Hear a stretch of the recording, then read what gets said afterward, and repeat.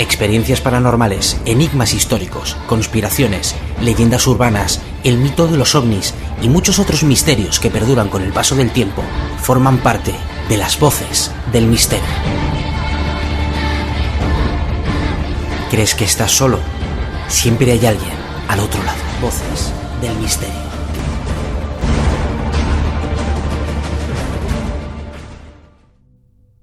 ¿Qué tal, amigos? Nada, vamos a comenzar este encuentro digital que bueno, habéis tenido a bien de solicitar, de pedir un poco conmigo y poder hablar con vosotros de todas aquellas cuestiones que, más allá de las conferencias que doy o los programas de radio que hago, os pueda ayudar a solventar las dudas y demás. Es un evento que vamos a retransmitir por YouTube, que vamos a retransmitir también por radio, en directo, evidentemente, y que espero bueno, que sea de vuestro agrado.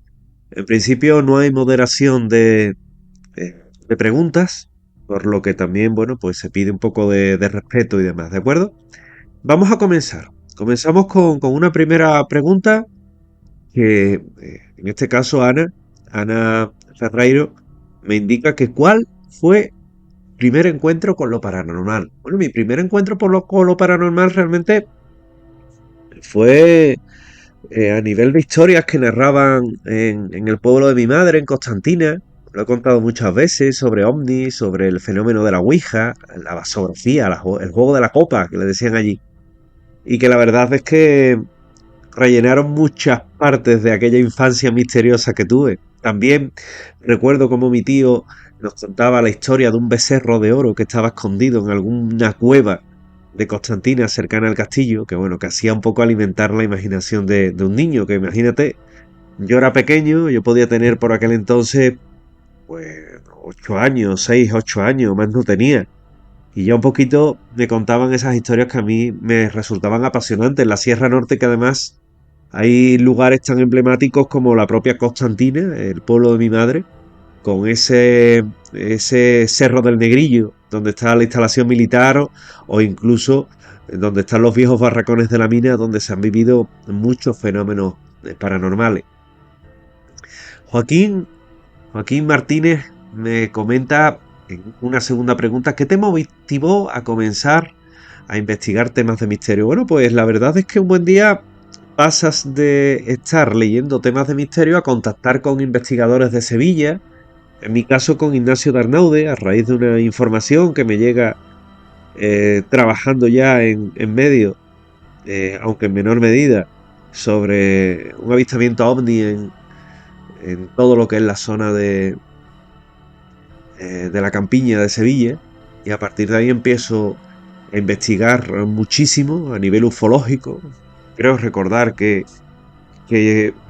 tiene su máxima eclosión en aquellos tiempos, te estoy hablando de hace ya casi 30 años, cuando me llega el caso de Boliden a Pirsa, la rotura de la presa de Boliden, y a partir de ese momento, bueno, lo publica incluso la revista Más Allá, y a mí particularmente, bueno, pues ya me sirve también para tomar nuevos casos y dedicarme mucho más a este tipo de temas. Yo por aquel entonces trabajaba en un banco, también acababa la carrera y acababa otros estudios en otras materias que estaba realizando y bueno, trataba un poco de repartir el tiempo que tenía.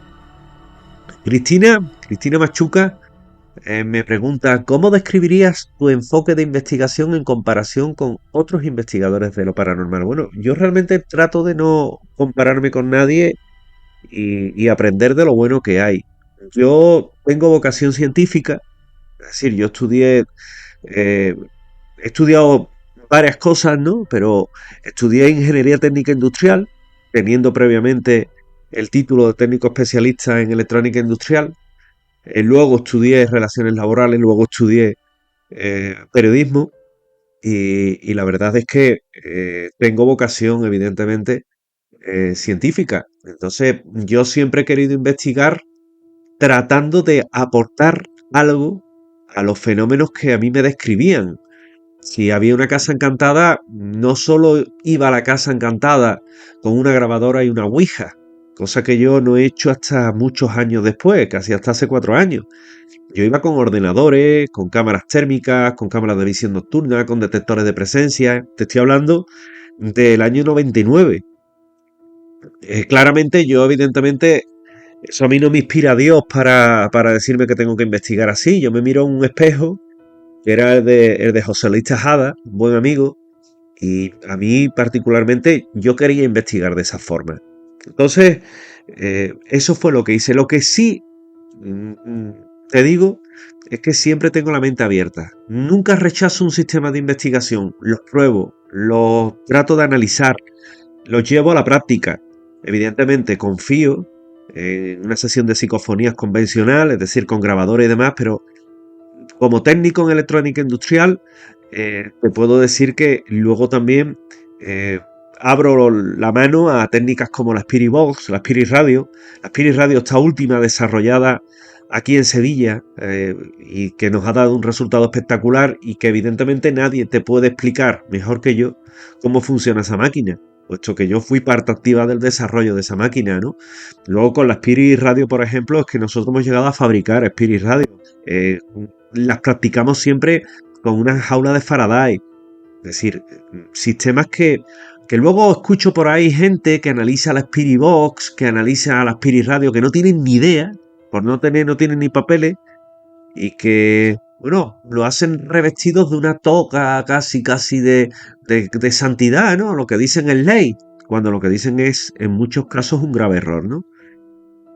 Entonces, bueno, no deja de ser curioso, ¿verdad? Últimamente veía una conferencia de temas de estos de tecnología paranormal y prácticamente el conferenciante lo que sabía era, o lo que daba era una lectura del manual de instrucciones de la Tascam, ¿no? Eso tampoco es, ¿no? Eso es absurdo. Entonces, hay que enriquecer, hay que aportar. Por eso te decía que yo trato de mirarme siempre en los buenos ejemplos. Y mi forma de investigar es esa, que no cierro la mente a nada. Javier Sierra una vez me dijo aquello de que él refleja en sus libros tener la mente abierta a todo y no creer en nada. Pues precisamente eso. Y si puede caber un medium, ¿por qué no?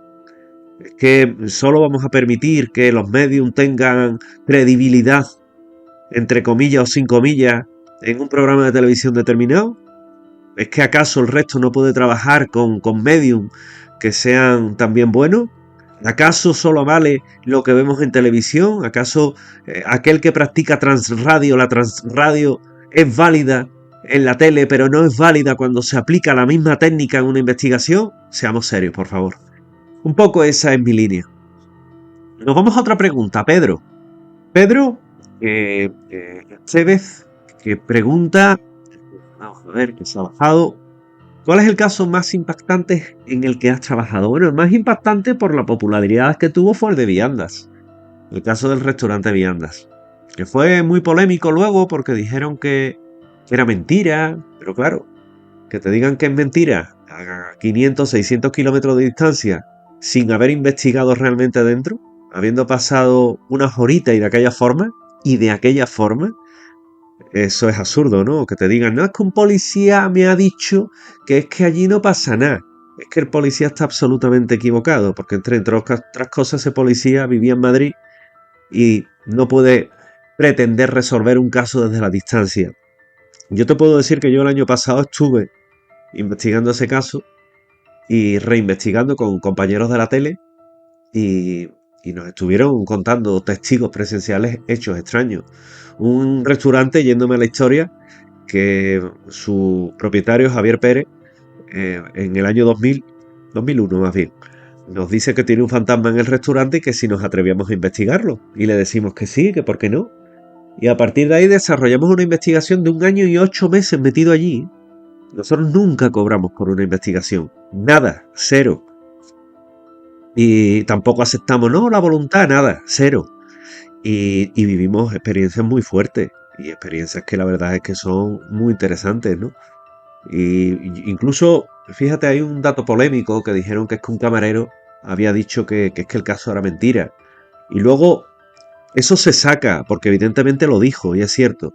Pero lo que no se saca es que días después se retractó, diciendo que lo había dicho para perjudicar al que él creía que era todavía dueño, desconociendo que había sido traspasado el local. Entonces dijo que simplemente lo había hecho por eso, por perjudicar a quien fuera allí a consumir algo buscando los fantasmas, ¿no? Para que no fuera.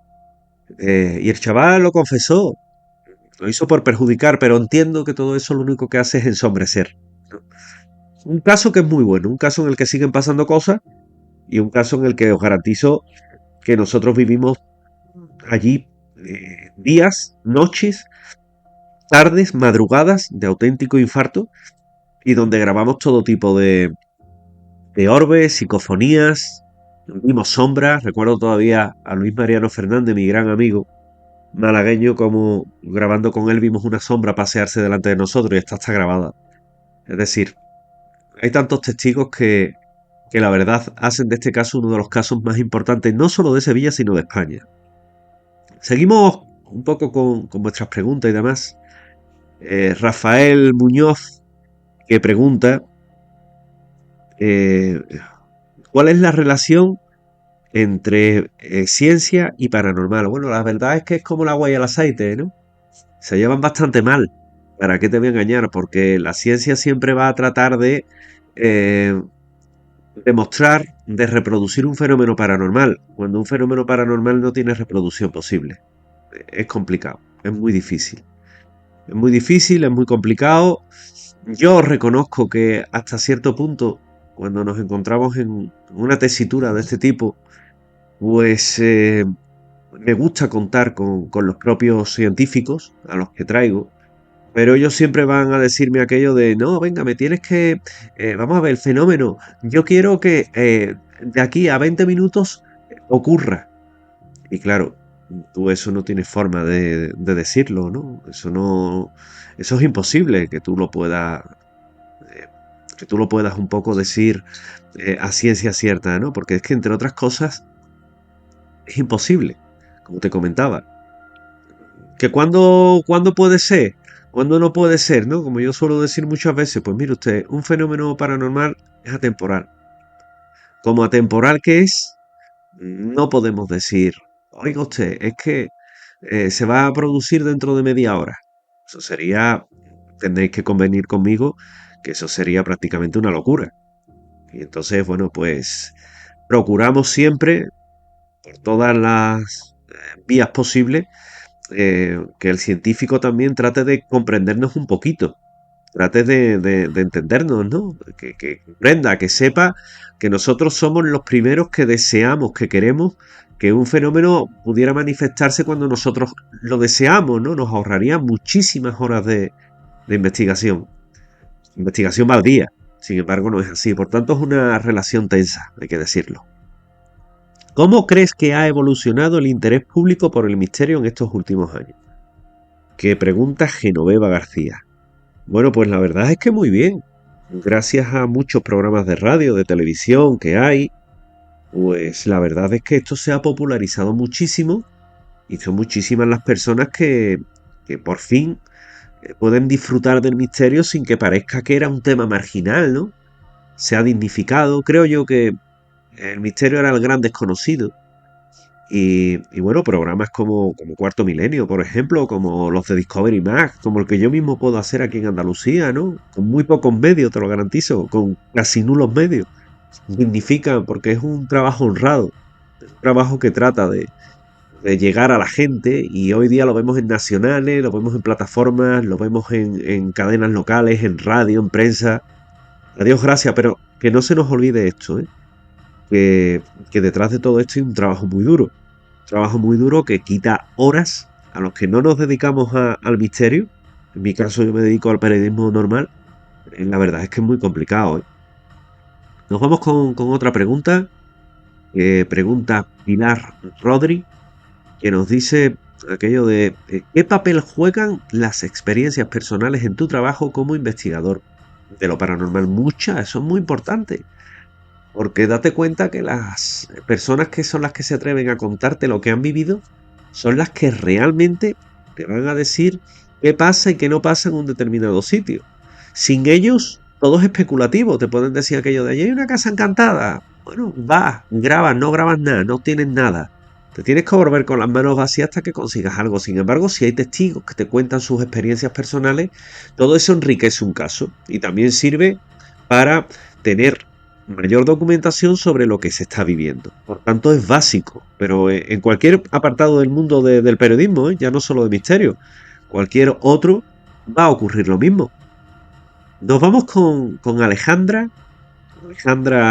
Souto, que indica cuál ha sido... no, esta es la siguiente. ¿Cómo seleccionan los lugares para tus rutas de misterio? Pues mira, normalmente por casos investigados. Es decir, mis rutas de misterio no hablan de oído. Mientras que las otras rutas que hay en Sevilla lo que hacen es contarte muchos de mis casos, que por cierto los cuentan mal, y se los aprenden de memoria y cuando tienen una laguna se lo inventan. Te lo digo porque me ha llegado y porque yo mismo he estado, incluso en una ruta de misterio que yo he estado, han hablado de mí y bueno, la persona que hablaba de mí la hacía como si me conociera y no me tenía delante y no me conocía. Y la gente se reía como diciendo, es que está ahí. O sea, yo he vivido situaciones dantescas, ¿no? Pero la verdad es que yo me baso en mis propias investigaciones y las congrego digamos, por centros, ¿no? Aquellos puntos donde hay más casos se puede hacer una ruta para fin de que la gente no ande mucho y bueno, se puedan divertir más con las explicaciones y demás, ¿no? Un poco atiendo a ese criterio. Y hay muchos casos, unos que se pueden contar, otros que no, pero que de alguna forma, bueno, pues a mí me sirve de patrón para poder organizar mi ruta. ¿Cuál? Ahora sí. Eh, ¿Qué consejo le darías a alguien que quiere iniciarse en el mundo de la investigación paranormal? Pues sobre todo el mismo que me dio a mí el bueno de Juan Antonio Cebrián, constancia. Trabajar, no esperar nada, constancia, constancia, constancia. Y me decía Juan Antonio, y búscate un trabajo porque esto de investigar casos y cobrar por investigar no se gana nada. Y es verdad, yo hice eso, ¿no? Me busqué un trabajo y luego desarrollar toda la experiencia. Pero sobre todo, constancia y que lean mucho, que incrementen mucho su cultura, que esa es la base de todo, tener mucha cultura paranormal, mucha ocultura. Eso es vital, eso es muy importante. Si se tiene cultura, si se tiene constancia, si se sabe idioma, preferiblemente inglés, pues la verdad es que va a tener muchísima información a su alcance y muchísimos buenos ejemplos. ¿Cuál ha sido la experiencia más inquietante que has tenido durante una ruta de misterio?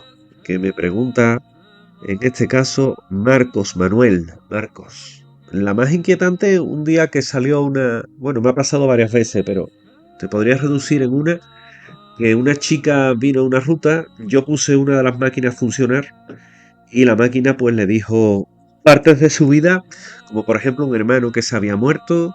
Ella no se lo creía mucho y le preguntó aquello de, bueno, si eres tú mi hermano, ¿cómo me llama? ¿Cómo se llama, no? ¿Cómo se llama? En referencia al hermano, que no me líe. Y le dice el aparato Eduardo. Ella se queda conmocionada porque era el hermano. ¿Y de qué moriste? De cáncer. ¿Y cómo me llamo yo? Y le dice su nombre, un nombre colombiano que no es muy normal aquí en España. Y la chica se quedó patidifusa. Como esas he vivido muchas. Y la verdad es que es muy impresionante toda, con lo cual te puedes hacer una idea de la importancia que tiene este tipo de experiencias que evidentemente están ahí. Es todo eh, in situ, se da en la misma ruta. De personas que además que no conocen, ¿no? Y una máquina que evidentemente es mucho más difícil, ¿no? Seguimos con esta charla que estamos teniendo, este encuentro digital. Y hay aquí una pregunta que me gusta mucho, que me hace María Pérez, que dice, ¿cuál? Sí. ¿Qué te llevó a escribir tu primer libro sobre misterio? Pues mira, me llevó básicamente las ganas de que Sevilla tuviera su propia guía misteriosa. Estando en Madrid, una ciudad que me encanta, me compro una guía de allí, una guía de Madrid, busco en Sevilla y Sevilla no tiene. Y yo tenía ya muchos casos escritos. ¿Por qué no reunir partes de esos casos escritos por mí y reunirlos y, oye, y darle forma, ¿verdad? y eso fue lo que se hizo, ¿no? Tuve un buen compañero como Jordi Fernández, que también tenía otras cositas a investigar a nivel de simbología y demás, y bueno, lo que surgió como un libro dio lugar a 5 libros, ¿no? La Guía Secreta de Sevilla, que fue un auténtico bestseller durante 1 año y 8 meses en Sevilla. Y fue una gran alegría, la verdad. Siempre procuro escribir de cosas poco tocadas, poco escritas o poco vistas. ¿Cuál es el proceso creativo para escribir un libro sobre temas paranormales? En mi caso, Jesús, que es la persona que nos pregunta, en mi caso, el proceso creativo es hablar siempre de lo que conozco. Ser muy organizado, saber qué quieres contar, saber a qué conclusión quieres llegar, o por lo menos la que tú piensas que es la acertada, y sobre todo comenzar, ¿no? Comenzar un libro es muy difícil porque te enfrentas a una hoja en blanco, y al final tienes que rellenar lo que te diga la editorial, ¿no? 150, 200 folios. Entonces es muy complicado. Ser constante, estar bien documentado, saber qué quieres contar, si es un ensayo, evidentemente, tenerlo todo muy bien distribuido, y si es una novela, mucho más complicado, ¿no? Para mí es más complicado, porque yo soy ensayista, pero porque la novela implica personaje, nudo, desenlace, acción, trama, es más complicado. Así pronto va a salir también una novela mía, pero sobre todo sigue esos pasos que te he comentado. Sigo leyendo un poco las preguntas que me estáis haciendo. ¿Cuál es tu libro favorito? ¿Cuál es tu libro favorito que has escrito y por qué? Vale, ya lo he entendido. Pues mi libro favorito son Las lágrimas del tiempo. ¿Y por qué? Bueno, porque fue uno de los primeros libros que escribí, pero también porque era nuevo, era un enfoque nuevo, era unar ciencia, misterio e historia, las 3 cosas. Entonces era algo que no se había hecho antes y que la verdad es que gustó mucho. Fue un libro muy bonito, además Absalom hizo una portada preciosa, con las Torres Gemelas, con el Titanic entrando en Nueva York. Para mí fue alucinante el trabajo que hicieron. Y la verdad es que disfruté mucho con aquel libro. Es uno de mis libros favoritos sin duda alguna, ¿eh? Te lo digo de verdad. Tengo otros libros también que me gustan mucho, como puede ser, por ejemplo, el de la simbología oculta en Sevilla, me gusta mucho. He escrito libros como La guía misteriosa de las casas encantadas de Sevilla, que también me gustan. Pero ese libro en particular me resultó bastante reconfortante. Y una historia también porque iba para una editorial cuyo coordinador me prometió que se iba a publicar y realmente lo que me tuvo fue engañado durante varios años y bueno, y al final también son los desengaños de la vida, ¿verdad? Seguimos con esta charla que estamos teniendo con vosotros en este encuentro y, y ¿cómo eliges los temas para tus conferencias de misterio? Que me está preguntando en este caso José Peña. Bueno, pues realmente depende de la otra parte, de lo que quiera. Yo tengo unos temas que me gusta hablar, ¿no? Casas encantadas, simbología, investigación paranormal. Pero últimamente, cuando contactan conmigo, me dicen, mira, queremos que nos dé una charla de esto. Y yo, bueno, pues me la preparo. Que al fin y al cabo también se trata de eso. Procuro además no repetir charlas, ¿eh? Procuro, salvo la de la Sábana Santa y la de la simbología en Sevilla, porque eso no va a cambiar. El resto procuro no repetir 2 veces una misma conferencia porque creo que también es un gesto que honra a la audiencia y que la respeta mucho, ¿no? No dar siempre la misma charla, ¿no? Que te llaman de un sitio o de otro. Nuestro mismo oyente me pregunta, ¿y por qué no das charlas en otros sitios? Mira, realmente es una pregunta que me han hecho muchas veces. Es que no puedo, pero no puedo por una razón laboral. Yo habitualmente trabajo los fines de semana, viernes, sábado y domingo, en Canal Sur, ¿no? Antes se hace un trabajo de producción. Entonces no puedo. ¿Por qué? Porque trabajo, porque si por ejemplo me invitas de Málaga y la conferencia es a las 7 de la tarde, a las 8, yo tengo el tiempo justo, no, medido, para dar la conferencia y volver, y no llegaría a tiempo. Y yo tengo una responsabilidad laboral. Entonces no puedo. Los días entre semanas sí he ido a muchos sitios. He estado en Cádiz, he estado en Huelva, he estado en Málaga, he estado en Sevilla, he estado en Córdoba, he dado conferencias, unas públicas, otras privadas. Pero los fines de semana, que es cuando la mayoría de las personas que organizan este tipo de actos, que me invitan a muchísimos, ¿eh? Y yo solo quiero agradecer siempre su infinita paciencia conmigo. pero es una razón laboral, no es por rechazarlo, al revés. ¿Qué más quisiera yo que poder ir y poder, bueno, poder estar con ellos contándole mil cosas, ¿no? Pero es que es muy complicado. Imaginaos, ¿no? Mi situación. Yo no puedo estar, por ejemplo, en Almería dando una conferencia, acabar a las 9 de la noche y saber que a las 11 tengo que estar en Canal Sur sentado haciendo un programa de radio, entre otras cosas porque no llegaría. Espero que también me sepáis entender en ese sentido. Por contra, procuro dar muchas conferencias en todo lo que es la provincia de Sevilla, Huelva, Cádiz. Es complicado, pero bueno, principalmente también pues me centro en Sevilla porque es lo más cercano. Espero haberte respondido. ¿Cuál ha sido la conferencia más memorable en la que has participado? Bueno, por la más memorable creo yo que fue una que di para la editorial Planeta en Madrid en el año 2015. Lo recuerdo porque estaba mi madre enferma, estaba ya muy malita. Y fui allí, fue ida y vuelta, es decir, coger el AVE, dar la conferencia, montarme en el AVE y volverme, ¿no? Y yo llegué y le dije a Laura Falcó que yo iba a dar una conferencia de 1 hora y media. Y me dice, ¿cómo? ¿1 hora y media? No, no, no, ni mi hijita. 45 minutos, Bauti. Y di la conferencia en 45 minutos, ¿no? Y fue ir extractando e ir componiendo la conferencia sobre la marcha y la verdad es que fue maravillosa. A la gente le encantó. Y le estoy agradecido a Laura, ¿no? Porque Laura Falcó siempre ha contado conmigo. Es una buena amiga. Y bueno, también me abrió esas puertas y me dio esa oportunidad. Por lo tanto, fue una reunión de amigos, una conferencia que yo hoy día creo que es de las mejores que he dado, que he seguido dando además, limitándome a 45 minutos, eso me enseñó, y que disfruto mucho cada vez que la doy. Sigo con vuestras preguntas. ¿Cómo crees que impactan las conferencias y actos de misterio sobre la audiencia, Alejandra? Bueno, pues sobre todo porque les resulta enriquecedor a la persona que viene. Aprende, hay una retroalimentación en la que la persona se sienta y los datos fluyen. Y eso siempre es importante, ¿no? Entonces, muchos vienen buscando respuestas, pueden encontrarlas, otros vienen tratando de ver si lo paranormal, como decía el padre Pilón, existe o no. Y la verdad es que respuestas tienen.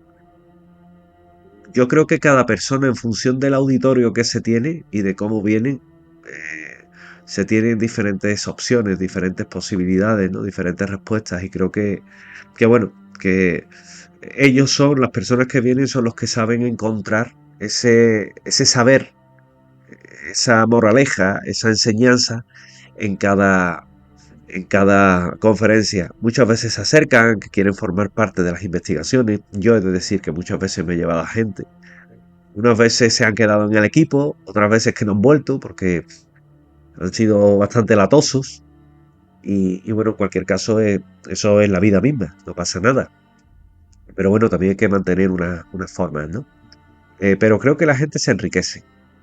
¿Cuál es tu opinión sobre la divulgación científica en relación a los temas de misterio? Bueno, pues aquí estamos con José Luis, con luces y sombras, ¿no? Seguimos teniendo las taritas de aquellos que siguen creyéndose bueno, que la ciencia está reñida con el misterio, cuando la ciencia confía también en sus propios conocimientos para poder explicar muchos temas de misterio. Y cuando no se acercan curiosos, como ocurre con un amigo mío del Consejo Superior de Investigaciones Científicas que me ha acompañado en varias ocasiones de investigaciones, ¿no?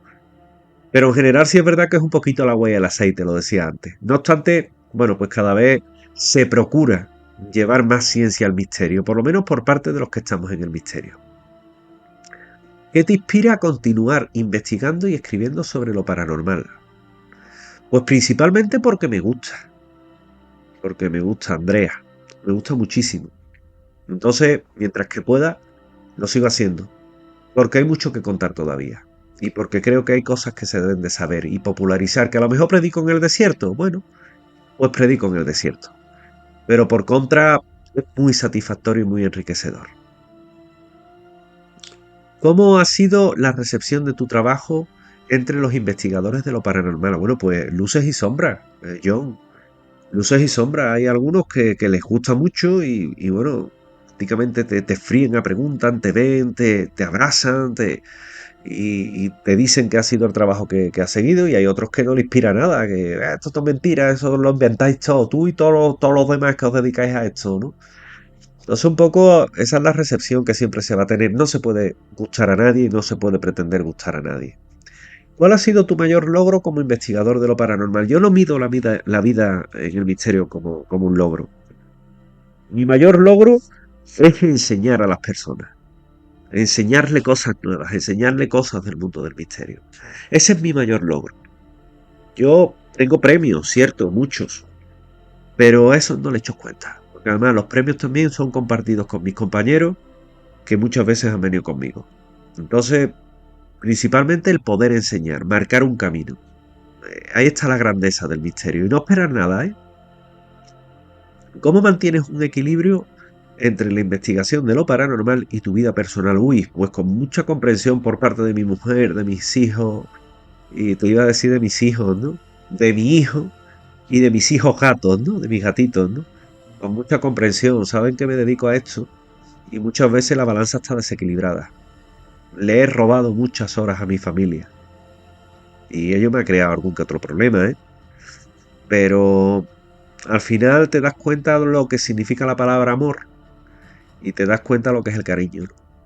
Y yo creo que he tenido y tengo mucho de eso. Es muy difícil porque date cuenta que yo estoy en una redacción todo el día y cuando salgo de trabajar es cuando me tengo que poner con estas cosas. Y muchas veces pues salgo de casa a las 7 y llego a mi casa a las 10 de la noche. O trabajo en mi casa en teletrabajo y me voy luego y aparezco a las tantas. Es muy difícil, ¿no? Sobre todo porque puede haber personas que no la entiendan o puedes tener una pareja en un momento dado que no entienda esto, ¿no? Y te lo reproche, te lo recrimine y eso es duro. Por eso te digo que con mucha comprensión, la verdad. Y también, bueno, procurando que a la pareja le guste, ¿no? Que a mi mujer en este caso y a mi hijo les guste estos temas, porque así te entienden un poquito mejor, pero es muy complicado, ¿eh? Quitándole muchas horas de sueño al día. Yo digo muchas veces, de broma, pero es verdad, que mi mejor amigo es el antiojeras número 2 de Mercadona, ¿eh? Entonces, imagínate cómo es la cosa. ¿Qué lecciones has aprendido a lo largo de tu carrera como investigador del misterio? Pues te voy a decir una. La primera, que tengo muy pocos amigos en el mundo del misterio. Y te lo digo con pena. Tienes muchos satélites que están a tu alrededor a ver qué te sacan. Mucha gente que se ganan el puestecito en el misterio yendo a rutas, comprando un pasaje. Y que luego lo que hacen realmente es tratar de parasitar, ¿no? A ver qué le saco, ¿no? O gente que llega rebotada de un mundo que no es el del misterio, a lo mejor es de la historia, es de cualquier sector, y quieren abrirse hueco y se establecen riñas, ¿no? Y al principio se hacen pasar por tus amigos, ¿no? Es que tú y yo somos amigos, es que tú y yo somos amigos.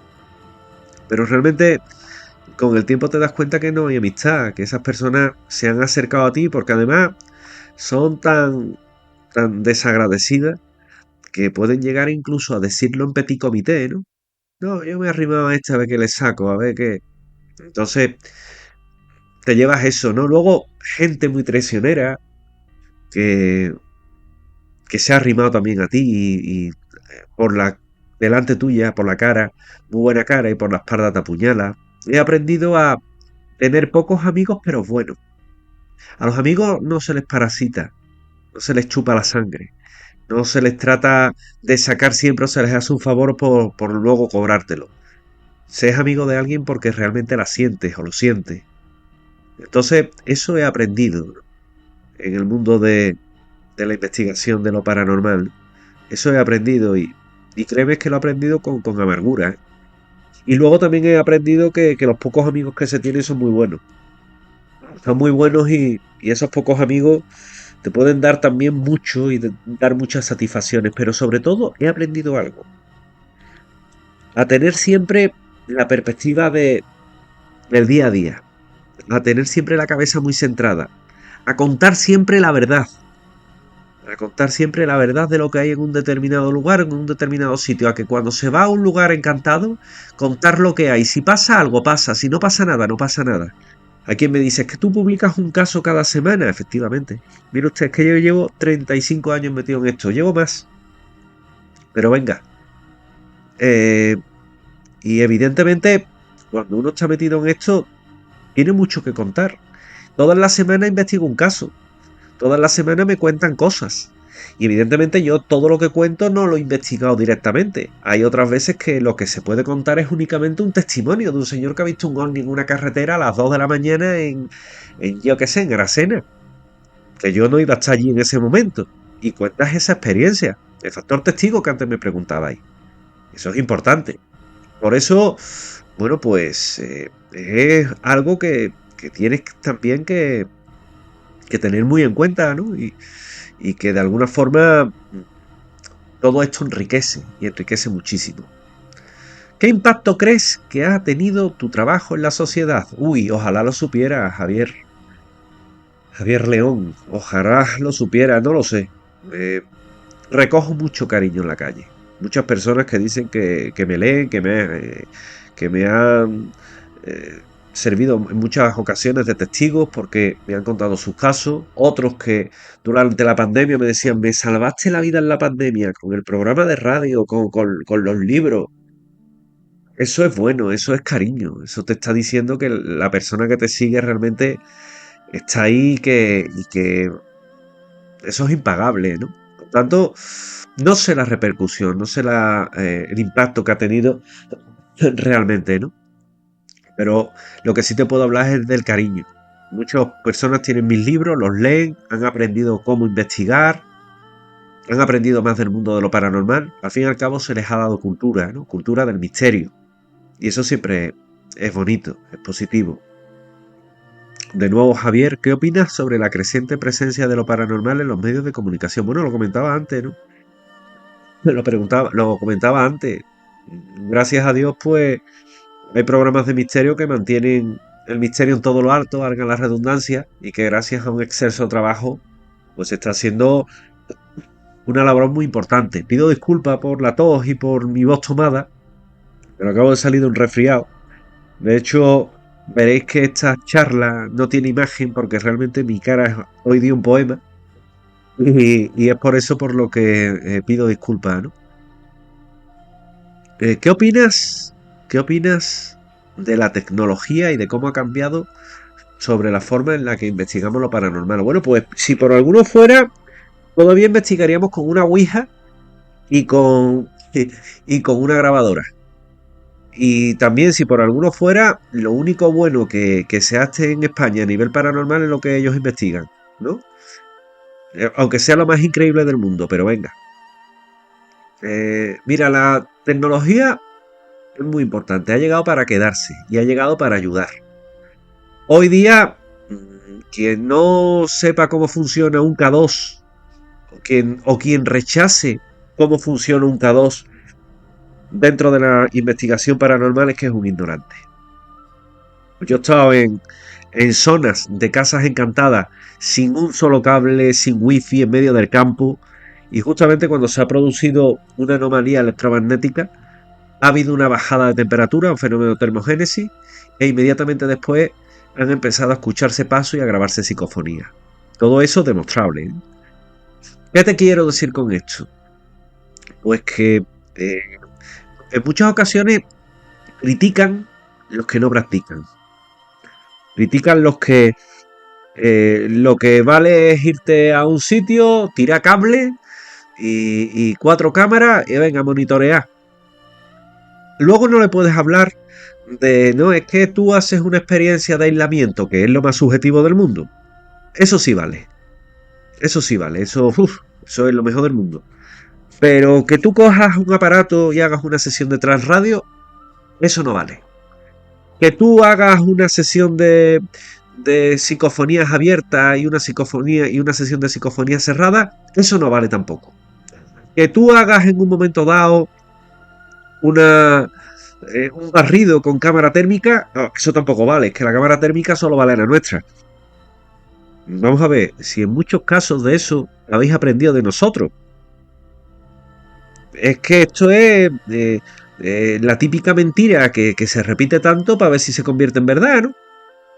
Entonces la tecnología ha ayudado mucho. Lo que os quiero decir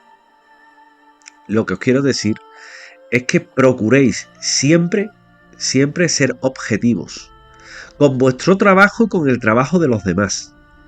Que procuréis siempre buscar terceras opiniones, ya no segundas opiniones, ya es que hasta terceras opiniones. Porque es la única forma que vais a tener de poderos hacer una idea real, una idea buena de qué es lo que ocurre en un determinado sitio. Que no os creáis aquellos que os dicen, no, usa esa máquina, que no vale para nada. Bueno, investiga esa máquina. Investiga, pero no investiga 2 horas, ni 2 semanas, 2 años. Y luego buscan las motivaciones de esa persona para decir que eso no vale para nada. Todo lo que aporte en una investigación paranormal sea objetivo y se tenga controlado, sirve. Aquello que aplica la ciencia, sirve. Lo que no podemos es tener comportamientos sectarios, de secta. No podemos tener ese tipo de comportamiento. Por tanto, decirte que la investigación paranormal a día de hoy, gracias a lo que es precisamente pues la presencia de la tecnología, es muy positiva. Ojo, rechazar de plano quienes van a una investigación con una app. Es decir, no, es que yo tengo la Spirit Radio o la Spirit Box en app. No, mire usted, eso no vale para nada. Sinceramente, yo tengo la versión app de la Ovilus, pero ojo, es que es el software de la Ovilus basado precisamente a formato Android, que costó una pasta hacerlo, basándose y abriéndole las tripas al Ovilus. Y yo tengo mi Ovilus. Y ahí está el aparato, que nada más que dos en España. Pero te quiero decir con esto que uno es cocinero antes que fraile. Y que uno ha ido antes a investigar y lo ha analizado pros, contras, lo ha analizado todo. Todo. Con lo cual, procuremos ser un poquito objetivos en ese sentido. La tecnología es una gran ayuda, pero para lo bueno y para lo malo. Por ejemplo, para lo malo nos ha hecho caer en trampas de fotografías extrañas, de vídeos extraños que luego no tenían nada de extraño. Y para lo bueno porque también nos ayuda a descubrir precisamente ese tipo de fraudes, ¿no? Por tanto, es una gran ayuda. Pero recuerda, a investigar se va con una grabadora, aunque sea, y una cámara de vídeo. Lo que no se puede es con una app. ¿De acuerdo? También te digo, la app que nosotros tenemos es privada. No está subida en ningún lado ni buscamos monetizarla, ¿no? Con lo que se tiene de fondo no es una psicofonía, es mi gata que está maullando. Con lo cual, eso que tenéis también que tener en cuenta, ¿de acuerdo? Seguimos con vuestras preguntas. Me he perdido un poco, aquí está, que tengo que ir andando para atrás, para adelante, aquí en YouTube. ¿Cuál es tu opinión sobre la validez de las experiencias paranormales en la era digital? Bueno, que sea la era digital no quiere decir que no tengan validez. Es decir, estamos ante lo mismo. Una persona que tiene una experiencia, la publica en redes sociales y luego se le puede preguntar y demás, muy bien. Hombre, desconfía de aquel que se mete con un nick que no lo conoce ni en su casa. Pero las personas que van identificadas, que luego contactas con ellas y te dicen, pues mira, me ha pasado esto, me ha pasado lo otro. Esas personas tienen y son dignas de confianza, claro que sí. ¿Qué consejo darías? Bueno, esta pregunta también ya la has respondido. Me han preguntado que qué consejo daría a alguien que quiere seguir tus pasos como investigador del misterio. Y la he respondido, ¿no? Cultura, investigar, constancia, un poco eso, ¿no? ¿Cómo te preparas mentalmente para situaciones inusuales durante las investigaciones? Bueno, realmente me preparo desde el principio. Voy a los sitios esperándome que me puede salir alguien físico, un vivo, que está durmiendo en un sitio, o que voy a una casa particular y es un fraude, o son víctimas del miedo, es decir, o un error de percepción. Siempre el nudo lo llevas en el estómago, pero la mentalización siempre está antes, ¿no?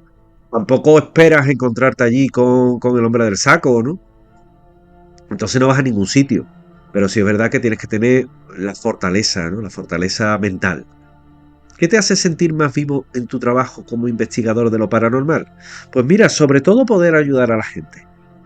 Sobre todo poder ayudar a las personas que se acercan a ti con problemas y que un buen día pues, te dicen, oye, mira, es que a mí me pasa esto, ¿no? Y encuentran en ti esa tabla de salvación. Eso a mí me motiva muchísimo. Eso me hace sentir vivo. ¿Cuál es el mayor desafío al que te has enfrentado en tu carrera como investigador? Sin duda, investigar en el Parlamento de Andalucía, que me pegué 12 años esperando el permiso. Sin duda alguna. No estoy diciendo los nombres, perdonadme, que te pones a leer y se te va totalmente, perdonadme. Esther Primo, que me pregunta ¿qué papel juega la intuición en tu trabajo como investigador? Bueno, procuramos que la intuición tenga una parte de ese peso, ¿no? Pero no debe de ser todo. Sí, la intuición sale cuando te están mintiendo. O cuando ves que alguien no te da buena espina. O cuando vas a un sitio y dices, vaya pinta que tiene, ¿no? Pero son más impresiones que intuición. La intuición es muy importante en la vida. Y en el mundo paranormal también. Pero yo prefiero que la intuición las ponga los aparatos mecánicos que son subjetivos, que son objetivos, no tienen la subjetividad del ser humano y no te van a engañar ni te van a jugar una mala pasada. ¿Qué crees que distingue a un buen investigador de lo paranormal de uno mediocre? ¿Qué preguntas? Qué fuerte. ¿Quién me la hace? Carlos Gutiérrez. Carlos Gutiérrez Caracuel. Tenéis el mismo apellido que un amigo mío médico.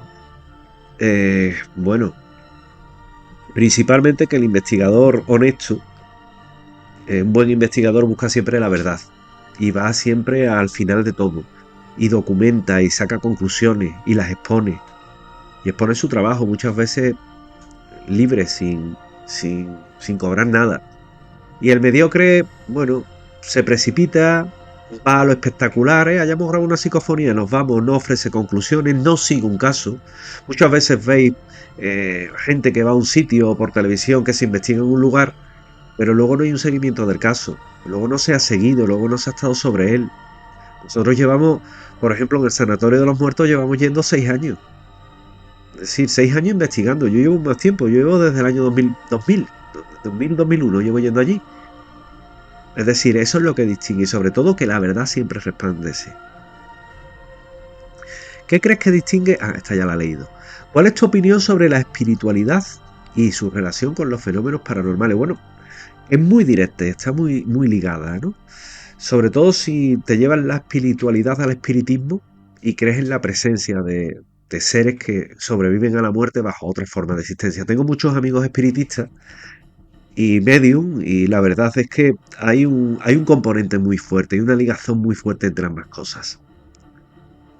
Andrés Vázquez, que dice aquello de ¿cómo crees que el estudio de lo paranormal puede contribuir al conocimiento humano en general?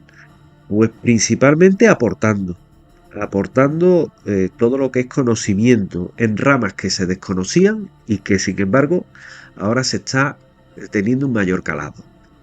Conocimiento, profundizar en todo lo que es un fenómeno que no se entiende y muchas veces buscar una solución científica o no. Creo que al fin y al cabo de lo que se trata es de agrandar conocimientos y aportar respuestas. ¿Qué impacto crees que tienen las creencias personales en la investigación paranormal? Mucho. Porque mira, yo he estado en sitios que desde que he entrado, la persona me ha dicho que hay un fantasma, aquí hay un fantasma, aquí hay un fantasma, y sin poder demostrar nada, me he ido de allí diciéndole, mire usted, señor, aquí es que no pasa nada, hemos estado 7 días y no pasa nada. Es que aquí hay un fantasma y no se quiere mostrar. O el que tiene la sin razón de decir todo esto es mentira, y por mucho que intente demostrarle que estas cosas existen y son reales, es mentira, y no sale de ahí, ¿no? Son creencias personales. En la creencia yo no puedo entrar. Yo no te puedo tratar, ni voy nunca a intentar convencerte de nada. Pero sí, evidentemente, voy a defender mi parcela y mi trabajo. Pero las creencias son, bueno, pues son bastante importantes, ¿verdad? ¿Cuál es tu mayor motivación para seguir explorando los misterios del mundo? Bueno, lo contaba antes, ¿no? Tratar de buscar lo imposible, contarlo, motivar a las personas a agrandar su cultura, compartir. Pues eso, ¿no? ¿Cómo crees que la divulgación del misterio puede influir en la percepción de la realidad de las personas? Que me lo dice Robin Mascandrius. Bueno, pues Robin, la verdad es que la divulgación del misterio te debe de hacer abrir un poquito más los ojos con respecto a lo que es paranormal y lo que no. Y plantearte un poco con más seriedad lo que son los fenómenos paranormales y lo que no. Y tener un poco más los pies en el suelo, ¿no? Con ejemplos que hay muy al hilo de lo que contamos, ¿no?